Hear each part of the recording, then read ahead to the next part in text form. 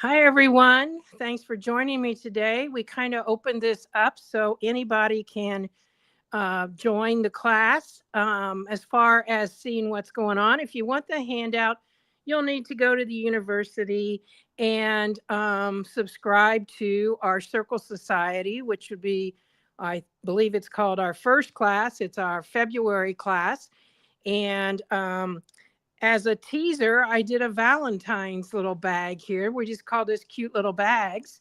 And so I did a Valentine's bag.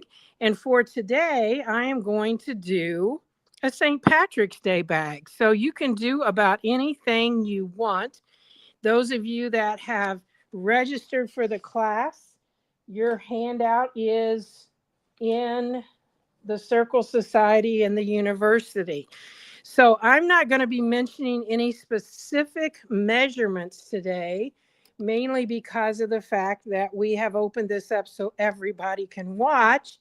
And that wouldn't be right that I gave the directions out to everyone. So what we've got two pieces of fabric here.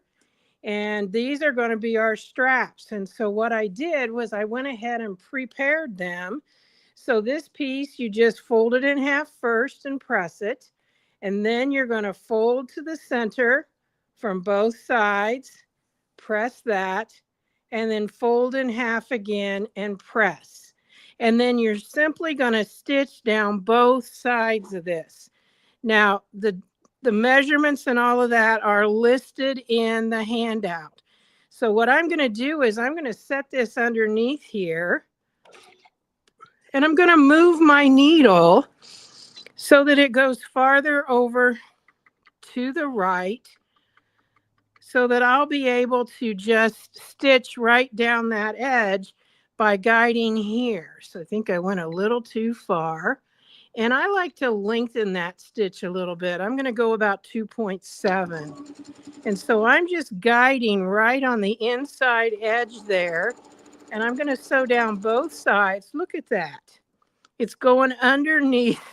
That's pretty funny. I've never had that happen before. Let's get that out of there. It went right underneath my mat. It's like I'm not sewing anything. It's just going away.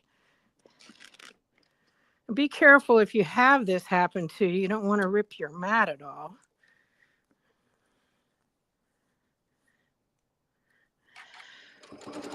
There we go.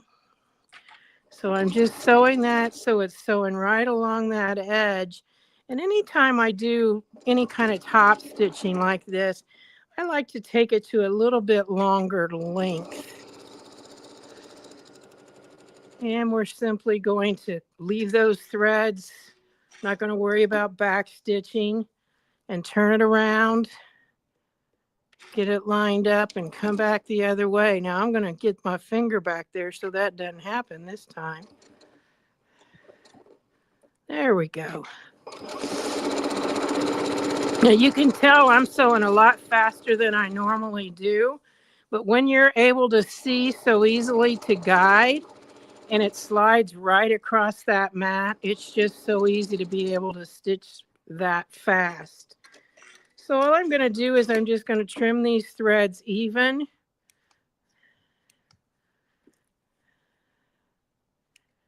And like I said, I already did the other one. So we've got both of our handles for our bag already made. And we'll just lay those aside. And I went ahead and prepped my fabric so that what you're going to be doing, this is one of my fabrics here. And I've already made one of the circles. So this is the other fabric. And when I got this done, I just loved this. I thought this would make some great placemats for the holiday of St. Patrick's Day. Kind of a fun one. So anyway, this is the way it's prepped. You're going to lay your fleece with the fusible side up. So in other words, this is the fusible side, and that was laying up. I laid the right side up on that. In other words, the wrong side of the fabric is down to the fusible. And then I don't use a steam iron, so I sprayed this with my misting bottle that has water in it. And then I used my iron for the heat, and it fused very nicely that way. So that's just an easy way to fuse your fusible fleece, because this is not as thick as the fleece. So going from the top, it actually fuses a whole lot better because the heat hits those little spots of glue a little bit sooner, I guess is the best way to say it, because of the fact that the fabric is not as thick as the fleece. So what we're going to do now is we're going to take the other piece that would have been cut for your bag, and we're just going to match that right sides together. Now, once I get that laid on there, I could do it before, it wouldn't really matter. But I am going to fold this in half.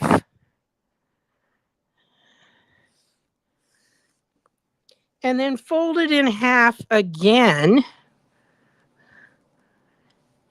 And right here where this half is both ways, later I'm going to want to know where that is. So I'm just going to take and use my chalk marker and mark a line there and there, and then across this way. And that's close enough for what I need it for. So what I really right now need is the one that's on the back, so that we can put this on our circle sewing tool. So let's see, it's right here, it looks like.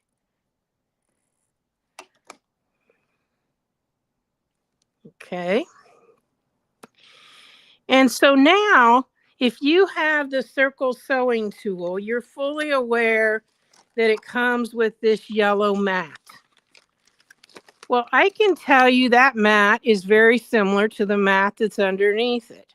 So I have basically two options. I can just use my circle sewing tool on this mat, or I could lay this mat on top and use it that way. So what I'm going to do is I'm just going to use my regular mat.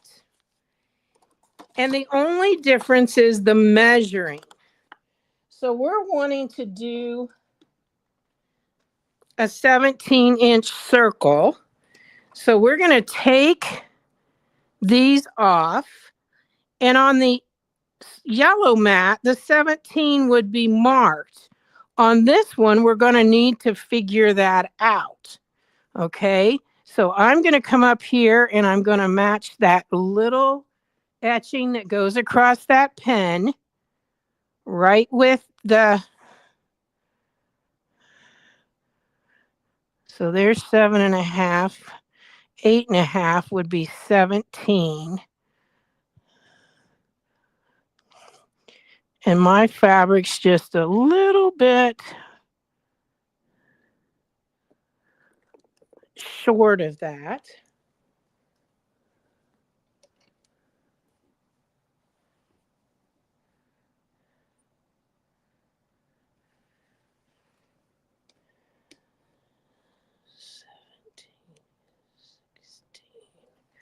I'm going to go a little bit bigger than that. There we go. As you all know, if you've used it, these are very clingy. So you want to make sure that you don't push them down too hard. And now I'm going to take that pin off and I'm going to put it right on that spot.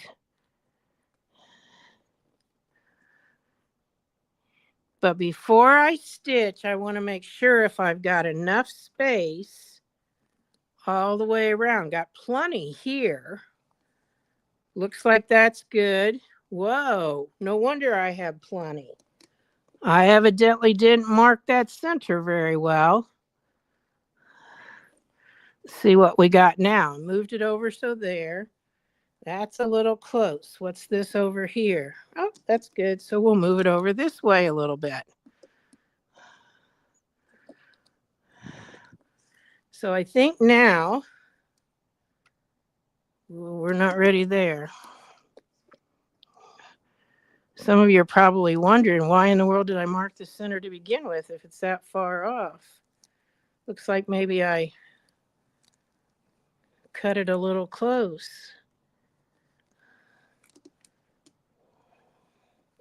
So I'm just going to move this in just a smidge.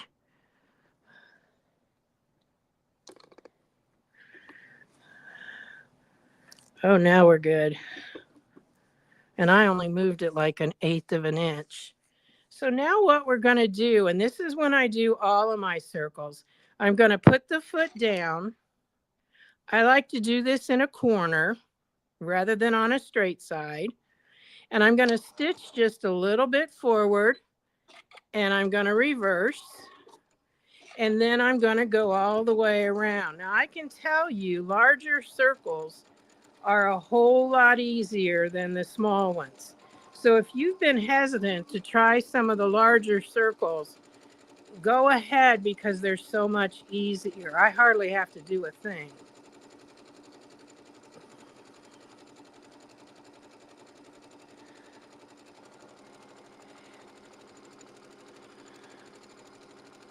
Now, when we get back, we're going to leave about a 5-inch opening. The easiest way to measure it is from your hand,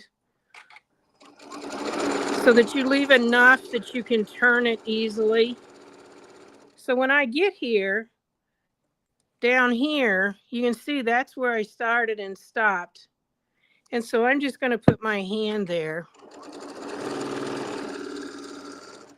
So here's that starting point right there, coming into view. And I can sew just a little bit farther. I'm going to reverse. I'm going to cut that thread. And then I'm simply going to change my stitch length to a basting stitch. And then I'm just going to start sewing. I'm back to where I started, and I'm going to cut that thread. So that space between there, if you can't tell where it's at, it's there to there. I am going to be able to press to a perfect circle, and then I will take those basting threads out. So how am I going to be able to do that? Well, I'm going to take this off, and I'm going to use my pinking shears to cut this. So between those marks that I have there, I'm going to leave about 1 inch. And the easiest way to do that is just like I did there. If you don't have pinking shears, you can use your regular scissors. But the pinking shears just make it go so much easier. And you can see I'm just doing a little less than 1/4 of an inch, or you might say a little more than 1/8, just cutting right around there. Now, if you don't have good pinking shears, or maybe yours needs sharpened, I use mine all the time when I'm working with circles and other projects too. But it kind of makes it so that it's notching, although they're little bitty notches, this all the way around, and you don't have to actually do that.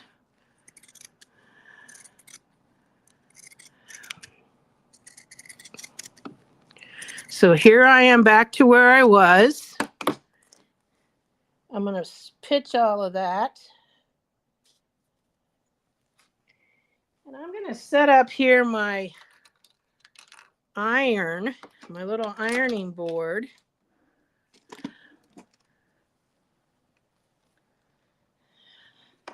So that you can see what I'm doing. Let me put it over here. Right there where that is wider, you're just going to pull this back so that you can press that, and let's just say convince it so that after we remove those stitches, it remembers where it's supposed to be. And that way, when we take those stitches out and turn it, we'll have a much better looking curve than if we tried to just kind of guess what that curve would look like. And you can see it just kind of says, okay, I'll just follow the curve.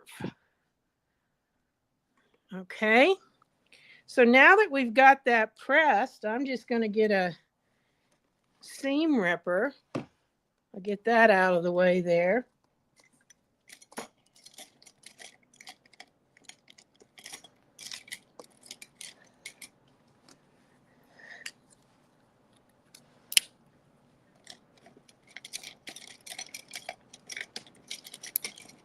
My seam ripper's a little shorty and he's falling down into the mug of stuff here. All right, so all I'm going to do is I'm just going to catch that, because remember, it's a basting thread. And you're just going to pull that out. And once you get a few stitches going, it's big stitches, so you're probably just going to be able to pull on it. And it pulls right out, because you didn't do any back stitching or anything. And we cut those threads. So as you can see, I was able to just pull that right out of there. Guess I didn't get the last part of it, but that won't be hard to get.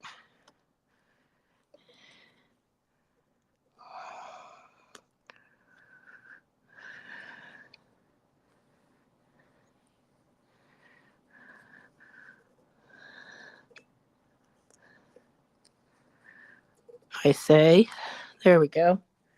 All right. So now, since we left it open big enough for our hand, I'm putting my whole hand in and going to the opposite side and just pulling that out. A lot of people leave too small of a space, and then it is real hard and their fabric gets all wrinkled trying to pull that out. But you can see how easy that was to do. Now I'm going to use what's called a point turner and creaser. This end is the creaser. That's the point turner. This is the one that I use. It's by Clover. And I'm just going to take that, and I can get that whole hand back in there. And I'm just going to start around that edge. And you can just pretty much convince this so that it'll be really easy to press that edge, because that creaser has a rounded head to it. So we've got it laying there nice and like a big pipe hand there. So let's just pull this back over.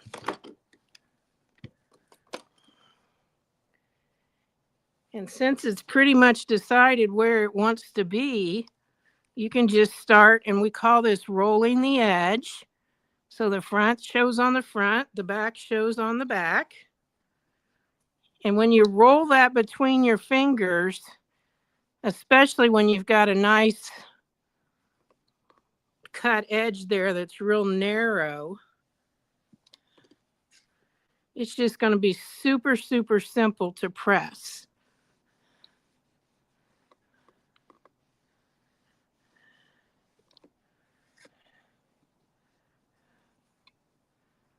So I must have started almost exactly at the beginning, because I haven't seen my little edge come up. There it is. So you can see it's coming up here. So I'm going to get this before it pressed.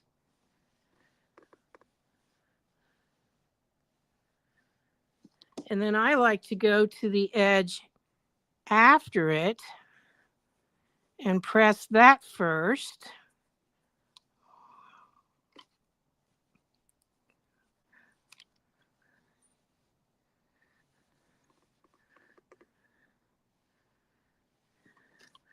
And then you can see how that's already pretty much just laying like it should. So all I got to do is lay it down on itself and make sure that the other is underneath.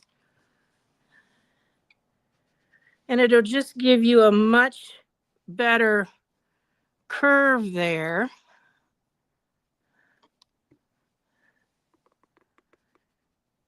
than if you had to pretend you were putting that curve in. Now I've got just a little bit over here.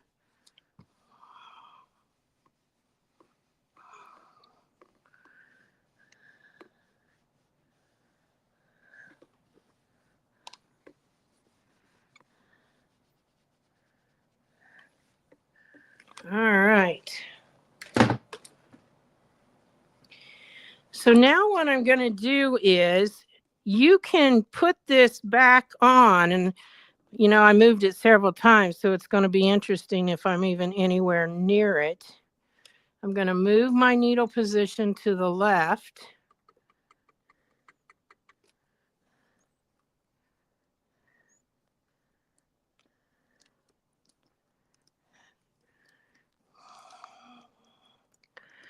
I'm going to see if I can get it pretty close. And I'm not going to let this go, okay? You can see that I've got that pretty close to where it should be. So it's coming around there. But on this side, it's a little bit short, so I'm going to have to really watch it. But all I have to do is move that needle to the left, and I'm going to guide right here in the center.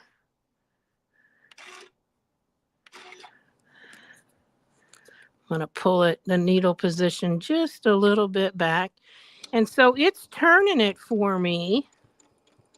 So all I have to do is make sure I'm guiding it. Because as it pulls around there, I'm not having to do anything except guide, because I put it right back on that pen. Now remember, I moved it to the left. Otherwise, I would have had to move my pen over.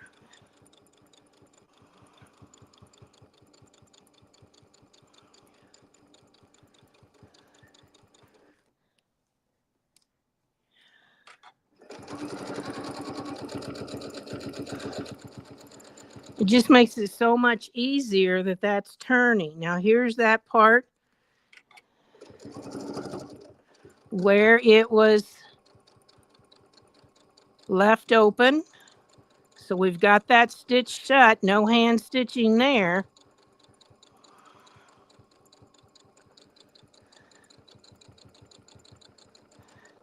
And we're coming back around, and here's where I'm going to trim that thread. There wasn't one on the back. Yes, there is one. There we go. Trim that so that when we get back here, we'll just overlap, reverse a few stitches, and then I can just simply cut my thread, and I'll be able to go to the back where it pulled to the back and cut that thread.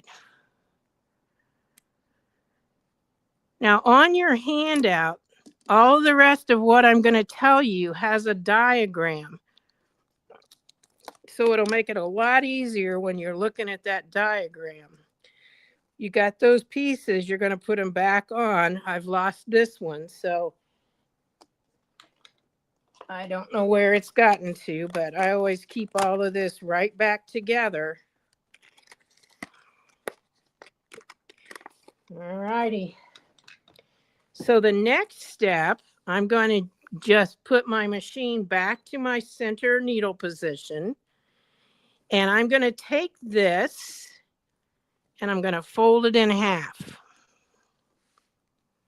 Now you want to kind of make sure that this stays right in there, because you can get folds in that, and I could feel that through there. So that's why I did that. And if it doesn't want to stay, just take your ruler, your 12.5-inch centering ruler, and just run that down the center like that. Okay. Now, we are going to put this handle in here at 2 inches. Now, we want this to be straight, even though this is curved. Go ahead and leave this straight. So I need to get a pen here. And I'm going to put that right there. I'm going to go to the other end and do the same thing. I'm going to use the measurements here.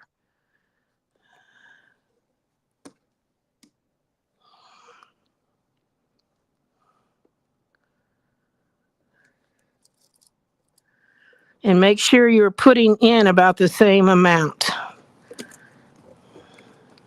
Okay. Now I'm going to get my other circle and prepare it the same way. So fold it in half.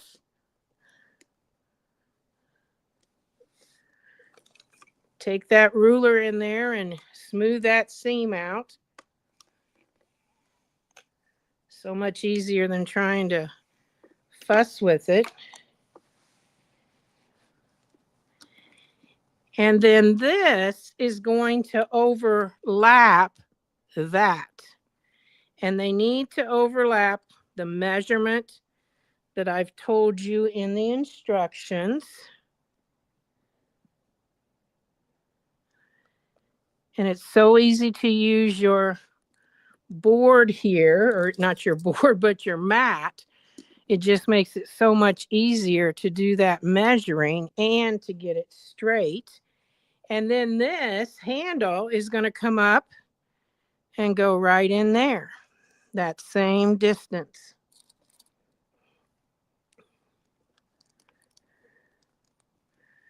And I'm going to turn it around, making sure I keep it the same measurement. And we'll take this one and put it over here.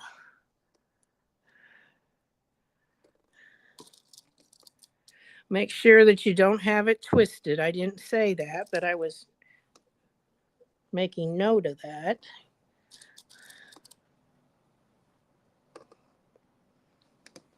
So basically you need about 5 pins. Don't twist this one. Let's see, I got it correct. Now what we're going to do is it's kind of funny, but it's fun. We're going to stitch these circles one at a time. So I'm going to make sure that I get right close to that edge again. So I'm stitching on top of what I've already stitched. So if you need to give it a little bit of a boost there at the beginning,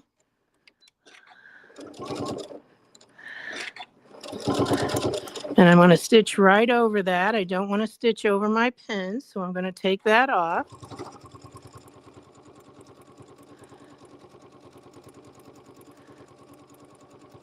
Up here, we're going through a lot of layers, so you're going to hear about it.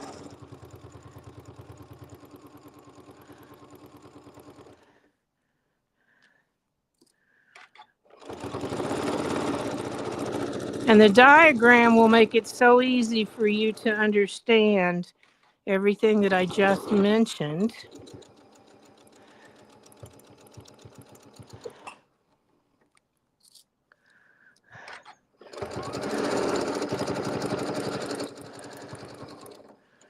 Coming to the edge here, so I'm going to reverse. I'll go ahead and cut that thread. I always like to trim my threads right when I do it, because then I know where they are. I don't even think I've got, yes, I do have one back here. So this is still considered to be the right side.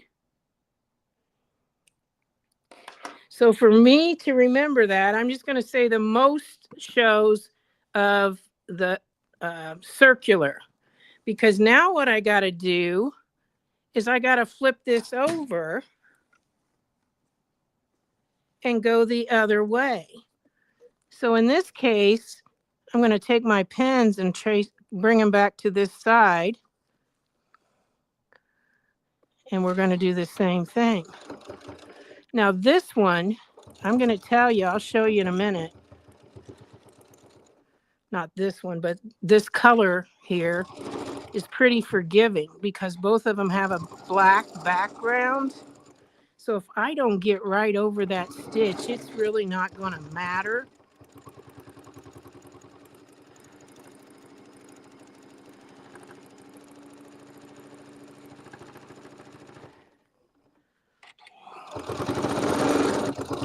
Now remember, this is the inside of the bag at this point.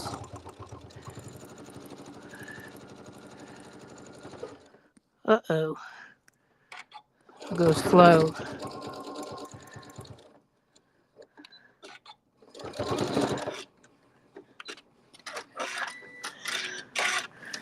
All right, trim that thread. And the one at the other end. And I know I got a pin somewhere. There it is. And so now this is the outside of the bag. But I want to put the inside together. Sorry there. And we're going to sew a side seam. So we're going to get that right down there. And sew right close to that edge. Not very big. It's definitely an 1/8 or less. It's just to stitch it together.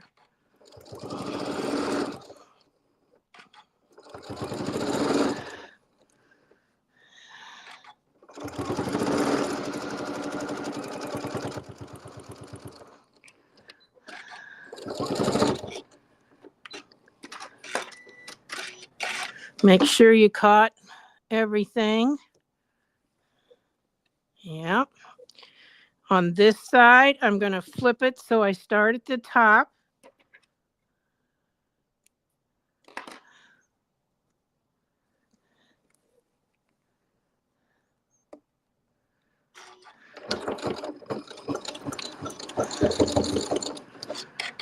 I didn't mention, but I'm using a size 90 needle because all of this thickness right here. You could use a jeans needle.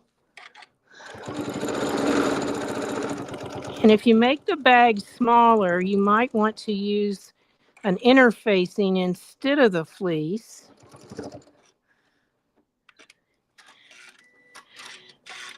Now we've got one more step because we want our bag to be able to sit. And if you want it to be able to sit, you got to make what's called a gusset.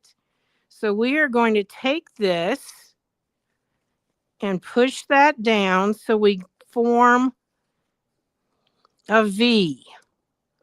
And you're just going to measure right here on this one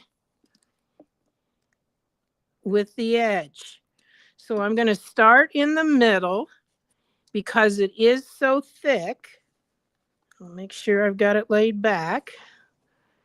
And I'm going to go a couple stitches forward and then reverse. And then I'm going to come back forward and then reverse back to the middle. So that's got a good back stitch in there. And it's not going to come out on you. Some people might cut that off, but I would rather have this finished and in the bottom than cutting that off. So I wouldn't cut any of that off. Again, I'm guiding this tip right out here at 1 inch. Forward and back. Forward and back. Cut that.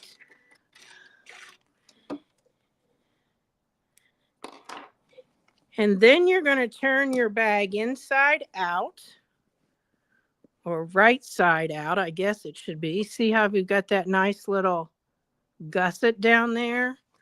And then we'll go to the other corner.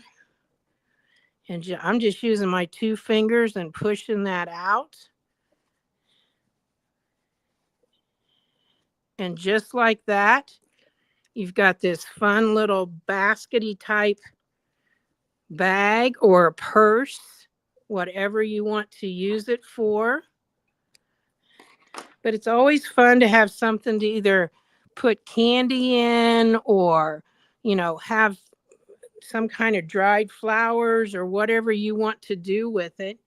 But that's how easy that is. I said I was going to show you this. When you're stitching that, you see right there, I was able to get right on top of that. But down in here, I got a little bit off. Don't worry about it. But that's how you're going to make these cute little bags. And you can do a lot of things with it. So I hope you enjoyed that. I hope you have fun. We will be back in the latter part of March with another project, and we will actually do that project in April. So be watching for that informational class to decide whether you want to join us for that. And if you're watching right now and you want to take the class, all you have to do is go to the university. You can subscribe for the whole series, which is a whole year, 6 different projects, or you can just get one project at a time. And before we leave, let me show you, going back to the original one that I had here, I found a couple of little fun buttons. What did I do with them? Well, anyway, I had some red and pink buttons that I thought you could really embellish this with. And you know what? When you put these on, you don't always have to glue those in place or sew them in place. You can glue them. So either that, or you can even attach them with floss. A lot of different things that you can do. So just be creative. Sometimes, oh, there's my buttons, you guys. I knew I dropped something. See that whole jar of pink and red buttons that I have that I could put on there. So I hope you like this project and share it with your friends. We'll see you again later. Bye now.